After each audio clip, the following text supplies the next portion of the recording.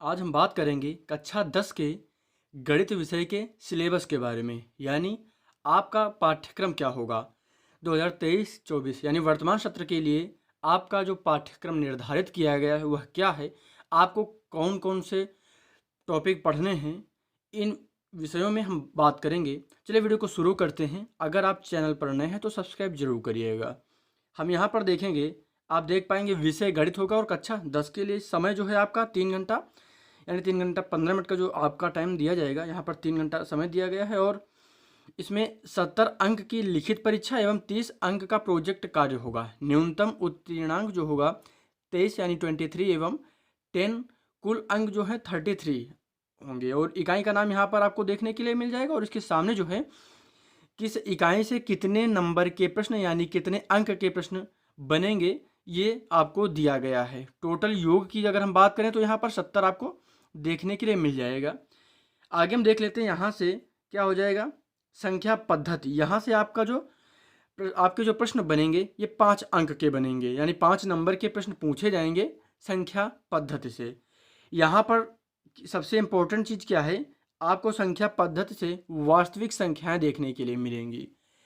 अंक गणित का आधारभूत प्रमेय उदाहरण सहित बताना है आपको। यहाँ पर आप देख पाएंगे √2, √3 या √5 इस तरह के क्वेश्चन होंगे। अपरिमेय संख्याओं का पुनर्भ्रमण, अपरिमेय संख्याओं का सत्यापन। उसके बाद यहाँ पर इकाई 2, यहाँ से जो है आपके 18 नंबर के प्रश्न पूछे जाएंगे। इंपॉर्टेंट है क्योंकि 18 नंबर की बात होगी। यहाँ पर बीजगणित, यहाँ पर बहुपद से संबंधित प्रश्न पूछे जाएंगे। बहुपद के शून्यांक, द्विघात बहुपदों के गुणांकों और शून्यांकों के मध्य संबंध और 2 चर वाले रैखिक समीकरण युग्म, एक रैखिक समीकरण युग्म को हल करने की बीजगणितीय विधि, प्रतिस्थापन विधि और विलोपन विधि। इसके बाद यहाँ पर थर्ड जो होगा ये होगा द्विघात समीकरण। इंपॉर्टेंट है और अक्सर यहाँ से प्रश्न बनते आए हैं।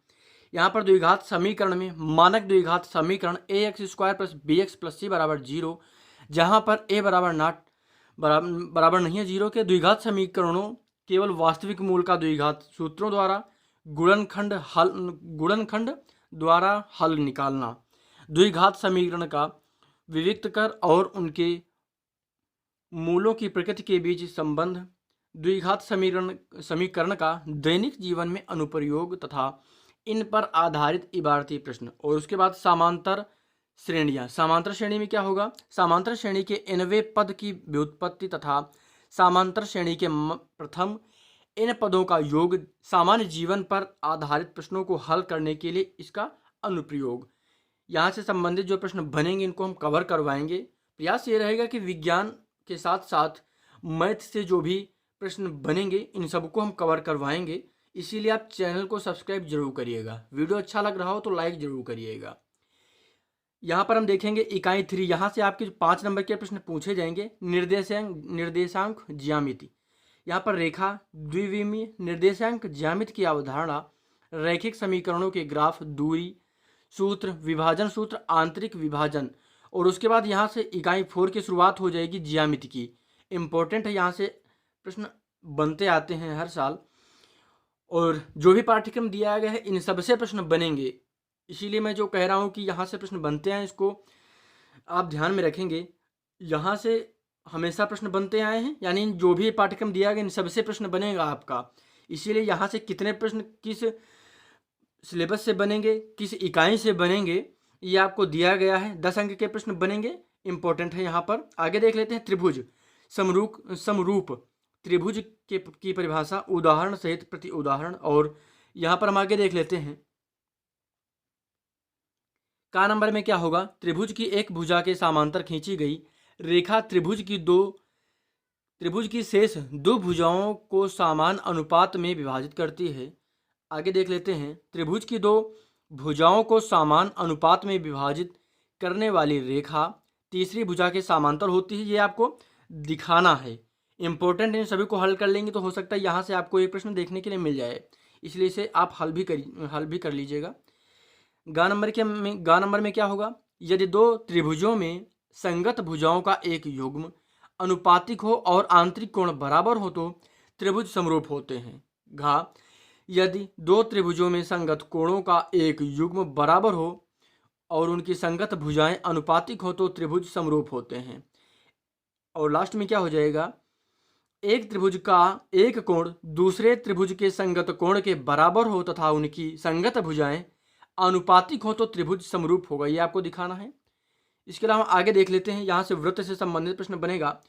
वृत्त की स्पर्श रेखा स्पर्श बिंदु का में यहाँ पर हम देख लेंगे, वृत्त की स्पर्श रेखा स्पर्श बिंदु से होकर जाने वाली त्रिज्या पर लंब होती है। ये आपको दिखाना है। और किसी बाह्य बिंदु से खींची गई दो स्पर्श रेखाओं की लंबाइयां बराबर होती हैं। और यहाँ से त्रिकोणमिति से संबंधित प्रश्न आपके बनेंगे जो 12 अंक के होंगे। क्या हो जाएगा, त्रिकोणमिति। त्रिकोणमिति का परिचय होगा, समकोण त्रिभुज के न्यून कोणों के त्रिकोणमिति अनुपात 0 अंश 90 अंश के त्रिकोणमिति अनुपात, त्रिकोणमिति अनुपातों के मान 30 अंश 45 अंश 60 अंश 0 अंश या 90 अंश, उनके बीच संबंध। उसके बाद त्रिकोणमितीय सर्वसमीकाएं। सर्वसमीका sine square theta plus cos square theta बराबर 1 को स्थापित करना तथा इसका अनुप्रयोग। उसके बाद ऊंचाई और दूरी इंपॉर्टेंट है। यहाँ से क्या होगा, उन्नयन कोण अवनमन कोण ऊंचाई और दूरी पर साधारण प्रश्न। प्रश्न दो समकोण त्रिभुजों से अधिक नहीं होना चाहिए। उन्नयन कोण अवनयन कोण केवल 30 45 और 60 अंश होने चाहिए। इसके बाद मेंसुरेशन से संबंधित 10 अंक के प्रश्न बनेंगे जो कि इंपॉर्टेंट है। मेंसुरेशन से 10 अंक के प्रश्न बनेंगे। क्या हो जाएगा, वृत्तों से संबंधित प्रश्न। मैं मेंसुरेशन से संबंधित लगभग सभी प्रश्न करवा दूंगा, इसीलिए सब्सक्राइब जरूर करिएगा।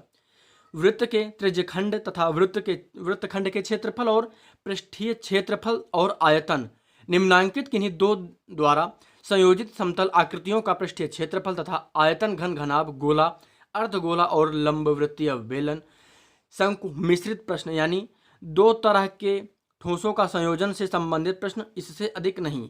और इसके बाद इकाई 7 से प्रश्न जो हैं 10 नंबर के पूछे जाएंगे, जिसमें सांख्यिकी और प्रायिकता से संबंधित प्रश्न होंगे। सांख्यिकी में वर्गीकृत आंकड़ों का माध्य, माध्यिका और बहुलक, ये सभी मैं आपको कवर करवा दूंगा, इसके लिए आप निश्चिंत रहिएगा। और बहुत ही आसान सरल भाषा में आपको समझाने का प्रयास करूंगा। अगर आपको कुछ ना समझ में आए तो बेझिझक कमेंट जरूर करिएगा, मैं उसको फिर से कवर करवाऊंगा। उसके बाद प्रायिकता में आपकी यहाँ से सैद्धांतिक परिभाषा, एकल घटना पर आधारित सामान्य प्रश्न पूछे जाएंगे। और उसके बाद यहाँ पर प्रोजेक्ट कार्य अंक विभाजन अलग अलग दिया गया है, इसको आप देख लेंगे। इसका चाहे तो आप स्क्रीनशॉट भी रख सकते हैं। ये सिलेबस था गणित विषय से संबंधित कक्षा 10 का। वीडियो कैसा लगा आपको कमेंट जरूर करिएगा। और गणित विषय की बेहतर कक्षाओं के लिए चैनल को सब्सक्राइब जरूर करिएगा। आपके मन में कोई भी कमेंट है बोर्ड परीक्षा से संबंधित तो बेझिझक होकर नीचे जाएं, कमेंट बॉक्स में लिखें, मैं आपके कमेंट को जरूर कवर करूंगा। मिलते हैं अगले वीडियो में। वीडियो को पूरा देखने के लिए आपका बहुत बहुत धन्यवाद।